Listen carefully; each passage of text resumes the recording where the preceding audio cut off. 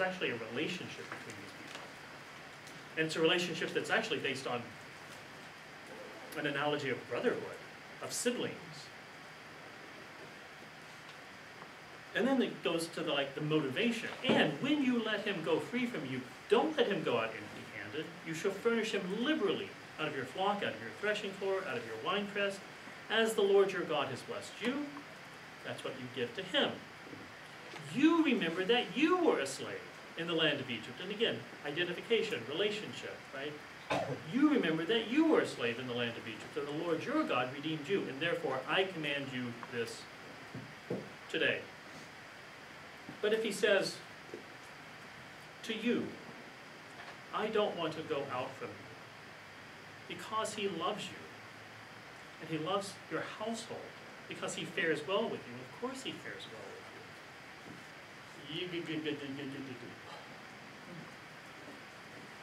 Then you take an awl, and you thrust it through his ear into the door, and he shall be your bondman forever. And that's what you do to the bondwoman, likewise. And it should not seem hard to you when you let him go free from you, because at half the cost of a hired servant, he served you for 6 years. And that's how the Lord your God will bless you in everything that you do. Just notice what Deuteronomy does with this. It's not a simple law about a slave. It's a law about a relationship and about how you're supposed to see that relationship. Right? It goes less to what you have to do and more to how you have to see these people, how you see your neighbor, how you see people as brothers and sisters. For me at least, the law of the Hebrew slave is for me at least, the reason why I go over it in class is because it encapsulates in such a, in my opinion, clear way what Deuteronomy throughout the whole of the laws do. Is that it has less to do making sure you do what you do, making sure you do it for the right reasons.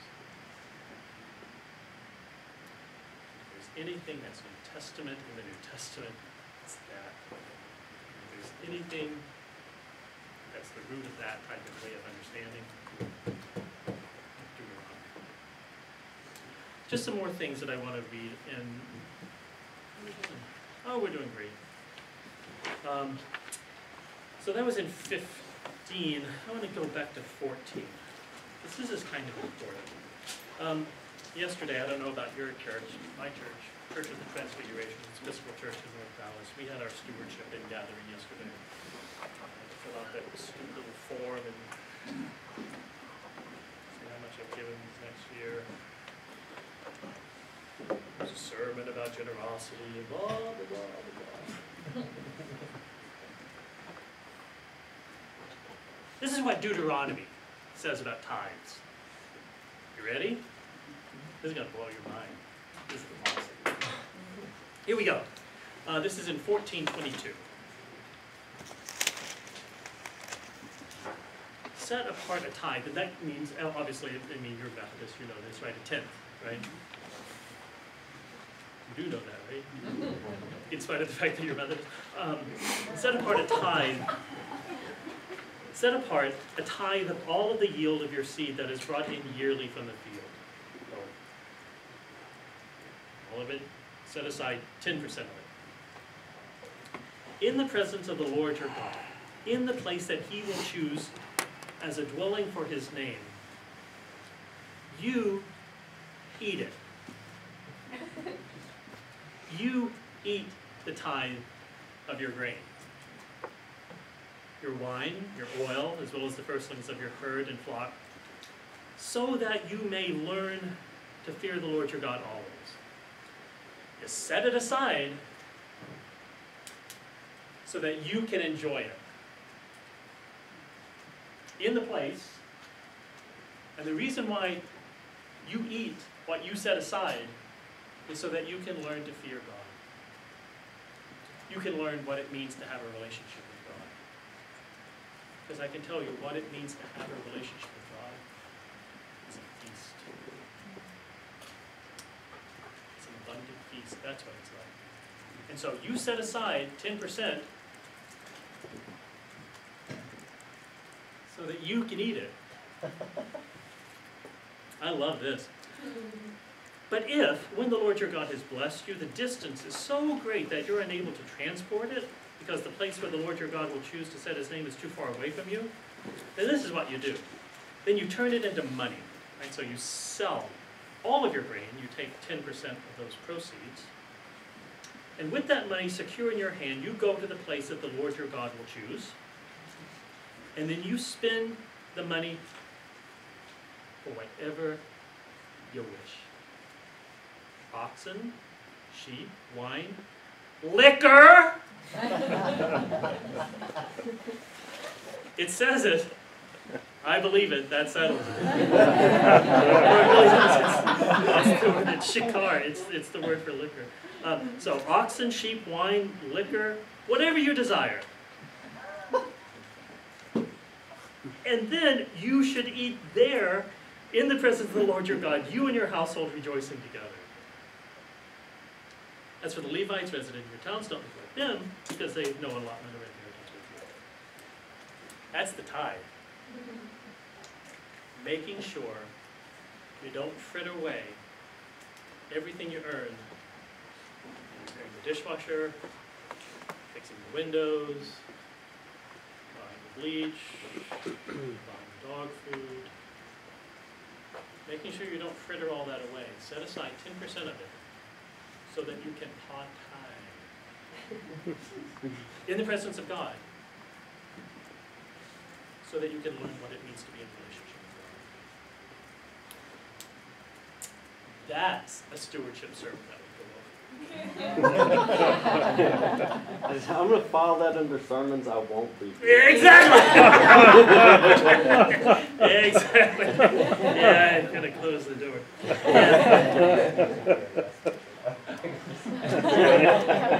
On the other hand, right, it seems to me that if people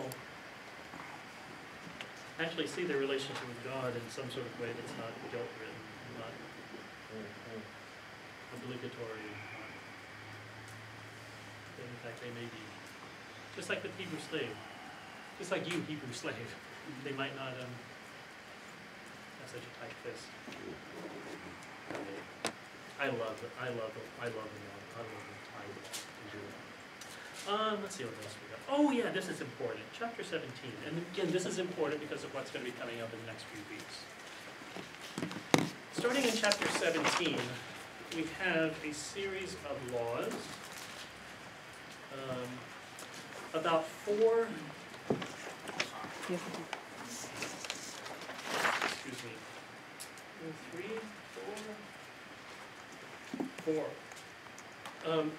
different administrative roles in Israel. Basically starting in chapter 17, the beginning of that, we're basically talking about justice, that is judges, people that deal with administrative, not administrative, but legal type of things. And when I say legal, I'm not talking about the laws, but exactly how the laws get administered. So we have a bunch of judges type of things. Starting in 1714, we have a law of a king that we'll read in just a second. Starting in 1801, we have priests. And then in 1809, we have prophets. So we have judges, kings, priests, and prophets. So far, so good? I want to read two of those. I want to read the law of the king and the law of the prophet, just because they're going to come up later. And if you know how Deuteronomy sees these things, certain stories are going to take off in the right when we get over there. The law of the king. Chapter 17, verse 14. When you come into the land that the Lord your God is giving you, and you've taken possession of it, and you settle in it, and you say, I want to set a king over me, like all the nations that are around me. You can do that. You can do that. Kings aren't bad. You can set a king over you. That's absolutely perfectly all right. You can set a king whom the Lord your God will choose. No, you can't, it's not going to be a general election. So, whoever it is that God chooses, that's who you set as a king. There's certain stipulations, however. You have to choose one of your own community. Literally in Hebrew, this is one of your own brothers. Again, that brother language. One of your own brothers you set as a king over you. You're not permitted to put a foreigner over you who's not of your own community, who's not one of your brothers. Right? So you can't have a foreign king over you. So it has to be somebody that's in Israel, the Israelite himself. Even so, there's three things that he can't have. Even so, he must not acquire many horses for himself or return the people to Egypt in order to acquire more horses, since the Lord has said to you, don't ever go that way again. But remember what happened last time you went there. Right? Second, he must not acquire many wives for himself, or else his heart's going to turn away. And third, silver and gold he must not acquire in great quantity for himself. Cool? So, here we go. In the ancient world, as including the modern world, a main political leader over a country has three jobs. I'm talking about the President of the United States, it doesn't really matter. The President of the executive branch of the government basically does three things, right? Conducts war, right? Conducts war, concludes treaties, and regulates commerce. Conducts war, concludes treaties, and regulates commerce. In the ancient, let's talk about war. In the ancient world, war was conducted, yeah, I mean, a lot through foot soldiers, but the main thing that was used in warfare were horses, right? This is the reason why when a king is over a nation and that nation is at peace, that king does not ride a horse. That king rides a donkey. I don't know if you know anything about donkeys. They're not very good for fighting wars. Because they're stubborn, they don't really go, they're slow, they're plodding, and all of this kind of stuff. So if a king wants to show that he is a prince of peace, then one of the ways that he does that is by entering into his capital city riding on a donkey. I'll just leave that right there. Cool, excellent. So, conducting war with horses.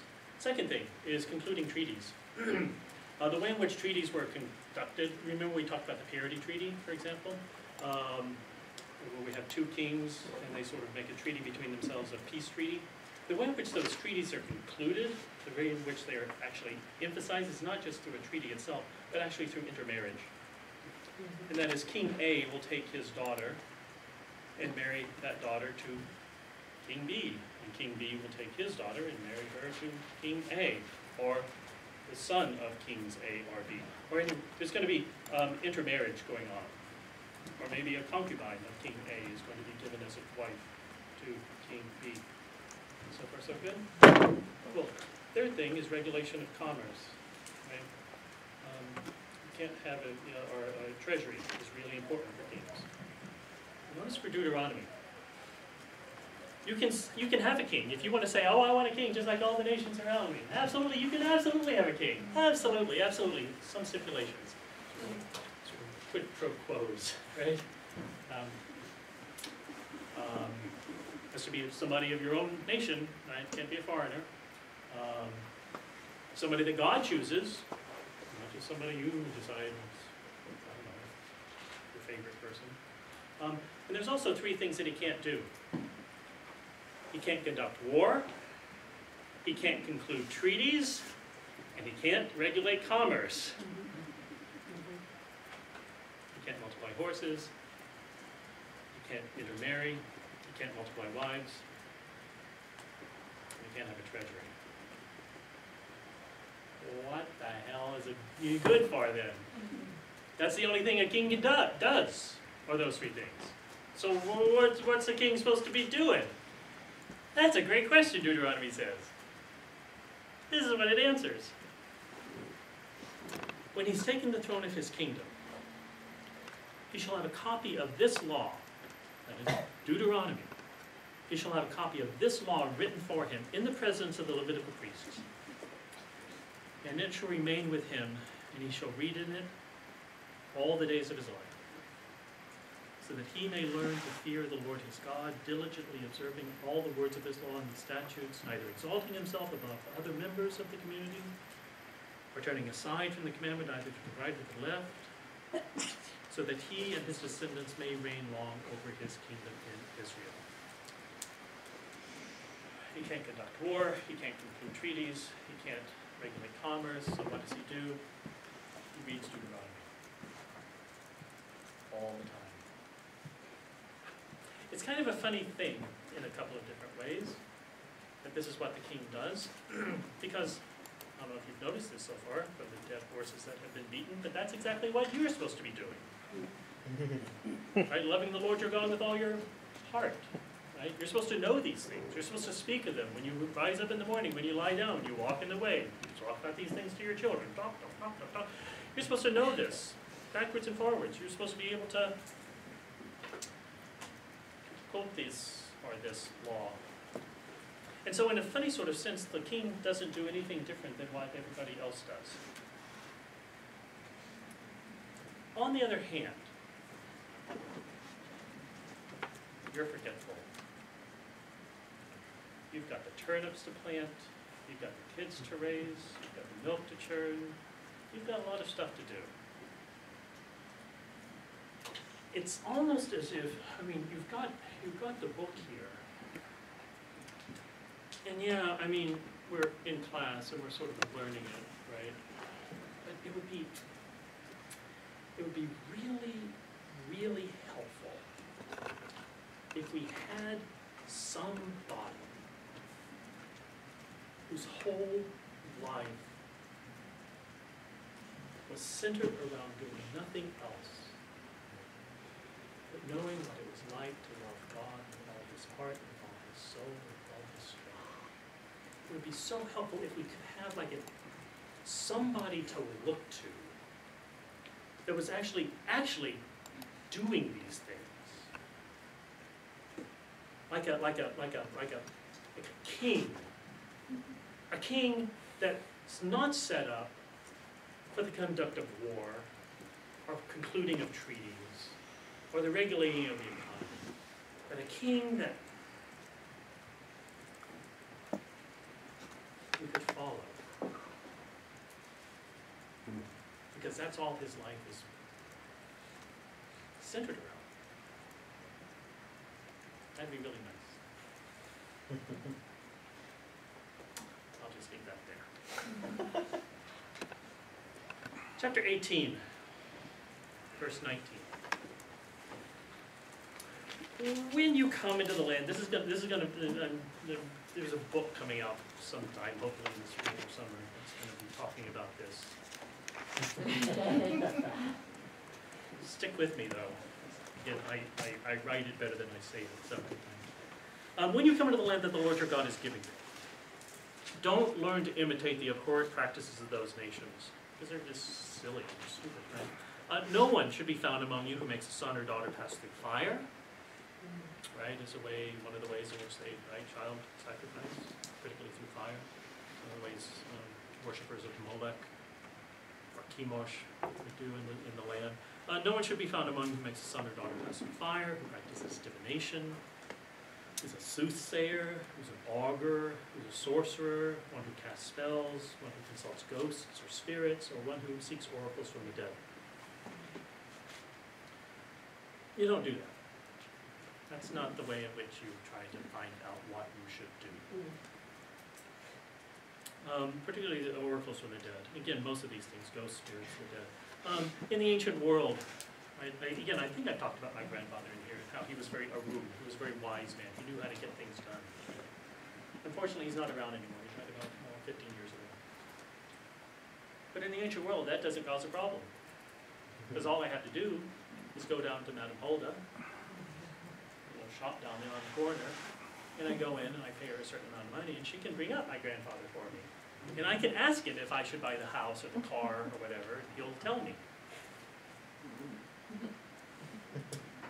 Deuteronomy says, no, don't do stuff like that. That's silly. Don't do that. Don't consult the dead. That's not how you should know what you should do or something. Because whoever does these things is abhorrent to the Lord. It's because of those abhorrent practices that the Lord your God is driving them out before you. You have to remain completely loyal